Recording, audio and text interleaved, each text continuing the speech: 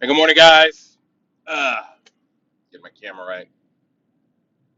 I'm on my way to work.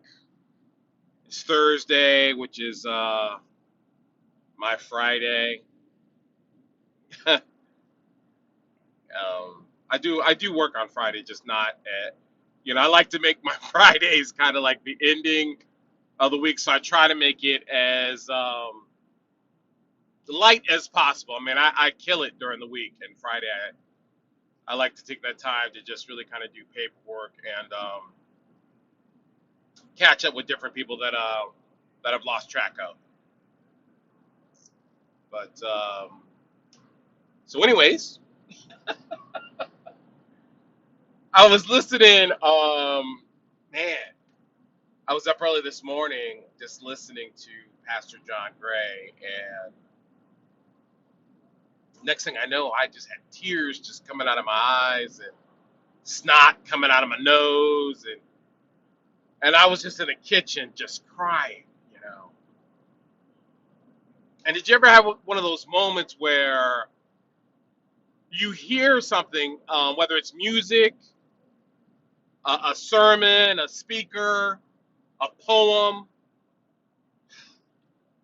and it just hits you in that place that you've been hiding and covering and protecting because you know you're vulnerable in that place.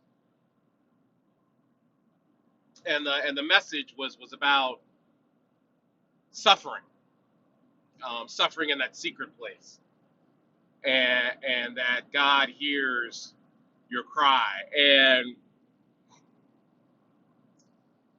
yeah, I'm not sure if men or women are worse when it comes to denying our own pain. Um, I know women think that men are big babies when it comes to, like, getting sick or whatever. But when it comes to the internal stuff, the stress, I think men are still the reigning champion in being able to camouflage internal issues. So much to the point where we don't even see it ourselves. And I think, well, I know that's what happened this morning. Um,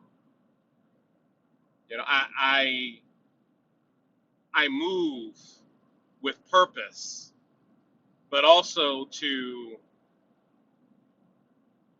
avoid dealing with my own agony, my own misery, you know. And I've said in my other videos that I went and I got my own counselor to talk to, and we're still in kind of the beginning stages of getting to know each other. um, and I tell you, it really helps me be a better counselor because I really get in tune with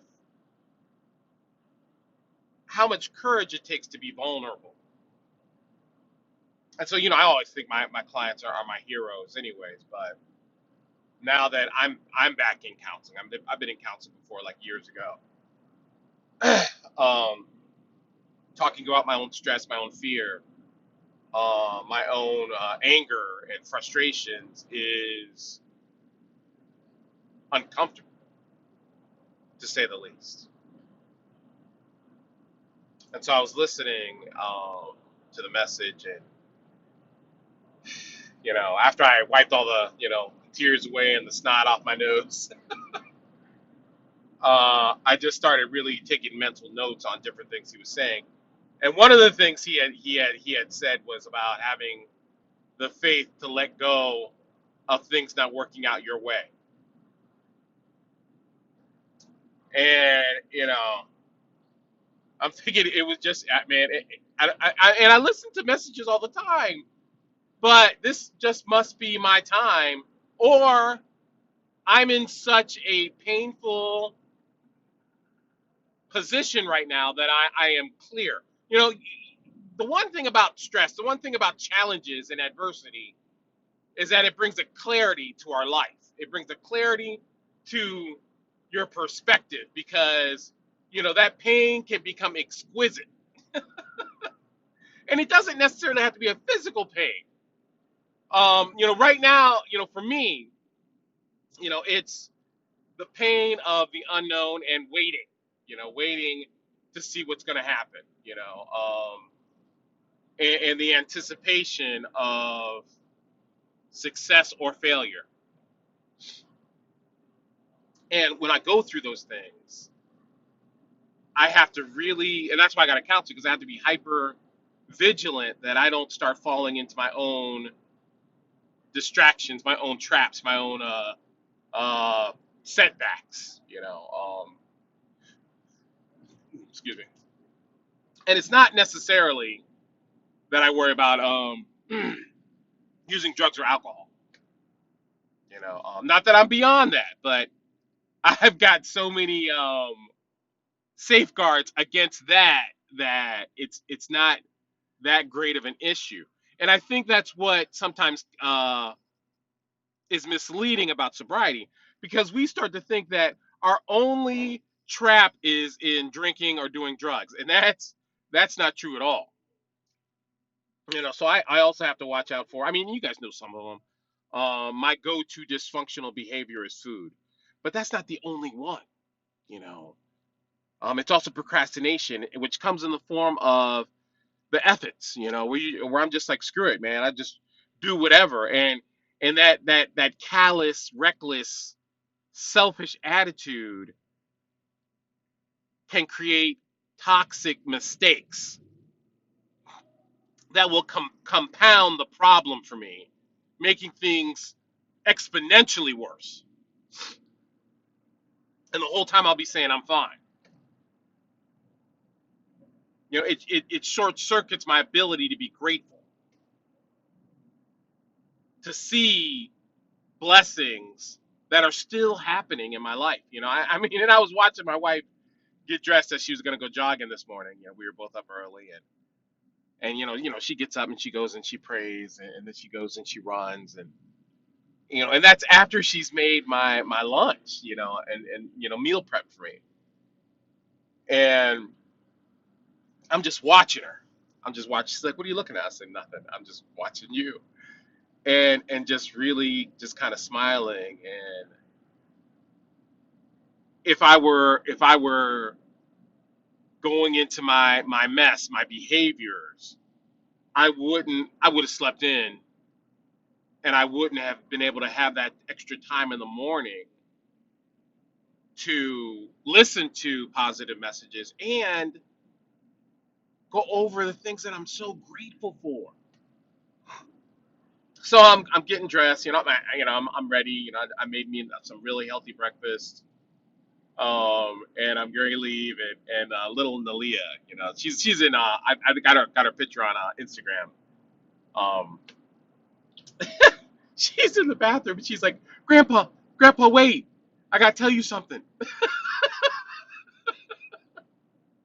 And I'm like, what? I she opens the door again, cracks it. I gotta tell you something, Grandpa. So don't go. And I'm like, okay, all right. So I'm waiting, And once again, if I was in my little selfish, self-absorbed world, I would have gotten irritated and then just walked out the door in a rush to go where? I mean, not recognizing how important it is, how much of a treasure it is to have those moments. And so she comes out of the bathroom, and I said, "Okay, honey, what did you want?" "I forget." So I was just laughing. And she's like, "Oh, I remember. Have a good day." And I'm like, "Okay, thanks." And I mean, it just made my day, it just made my morning.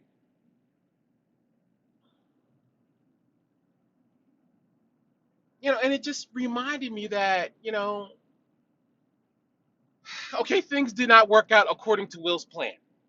Will's plan was we were going to be in a new house already. Dee Dee was going to be in her house. We are going to be living that golden groovy life. Just me and my wife, fixing up the house. Getting new furniture, all that wonderful, cool stuff. But that's not the way it happened.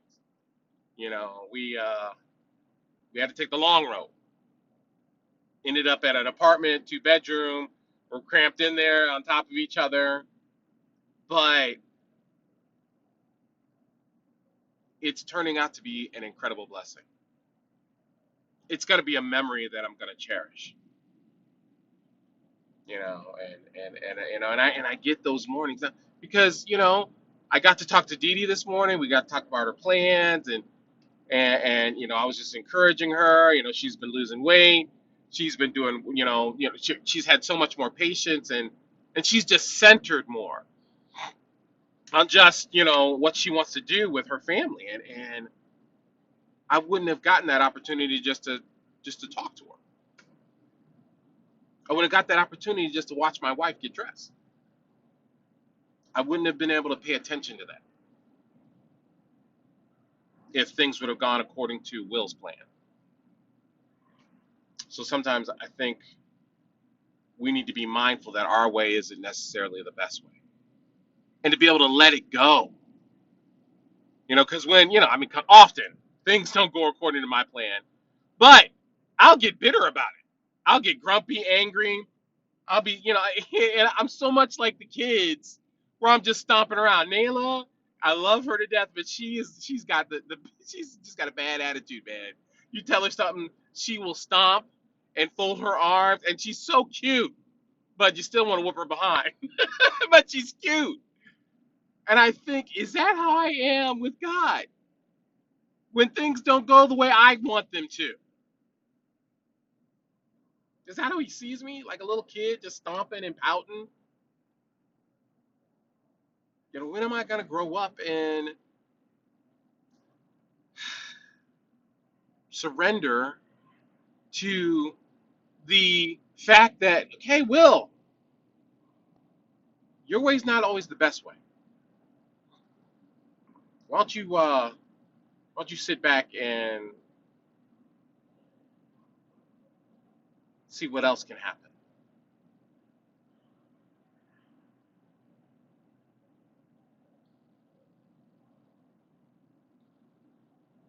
I remember I told a client a long time ago that, because I was giving them an extreme discount in coming to see me, which I do that for people who can't afford it, but they still want the help. And I said, okay, no problem. We're going to work this out. And their eyes will kind of blink. And I tell them, I said, look, this is the deal. It's like I stopped chasing money a long time ago. When I first started my private practice, I was going insane chasing clients because working in my field with addictions, people will sometimes not show up. They won't call. They'll cancel at the last minute. And when that happens, you don't get paid. And so that would make me insane. And so, because I was so money focused that I ended up working Sundays and Saturdays and all hours of the night chasing the dollar. And then I don't know what happened. I don't know who talked to me, what pastor, what sermon I heard, or it was probably an accumulation of messages that I finally said, you know what, I quit. I quit doing it my way. I'm not going to chase the money. I'm just going to trust God to take care of me. I'm gonna do good work like I'm supposed to, and focus on helping people heal instead of having people pay me. And I made that choice, oh man, geez, a while ago. And ever since I did that, I've never had to worry about money.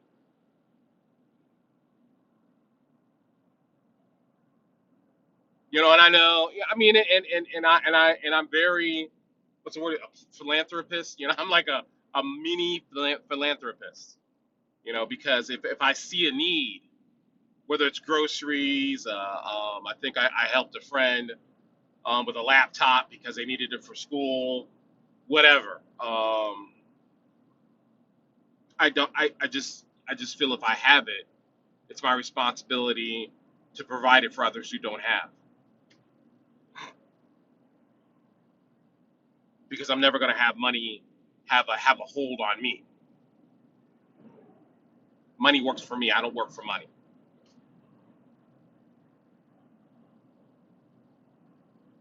And I need to just adopt that. I need to just remember that attitude when it comes to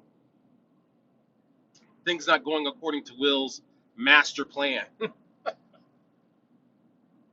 and just relax. Just relax. You know, my story is no, it's not over, and this is not the end,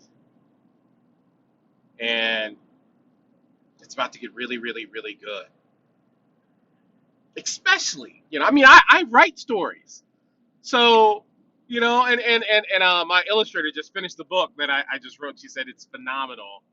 And you know, we've been talking about it the whole way, and she's like, she loves all the cliffhangers and how the story will put you through all these emotions because my characters go through real challenges that people can relate to, and that's what makes the story so good. And if you think about it, our story is good because of the strife, because of the challenges, because of the adversity,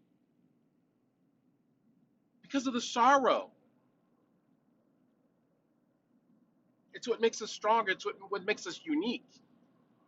It's what makes us powerful, relatable, lovable, and so compassionate for others. I think some people who don't have compassion for what's going on in our society today, perhaps they haven't gone through enough. Perhaps they've just, or maybe they've gone through so many things and haven't been able to activate their own essence of gratitude to understand that if not for grace, you'd be in the same situation.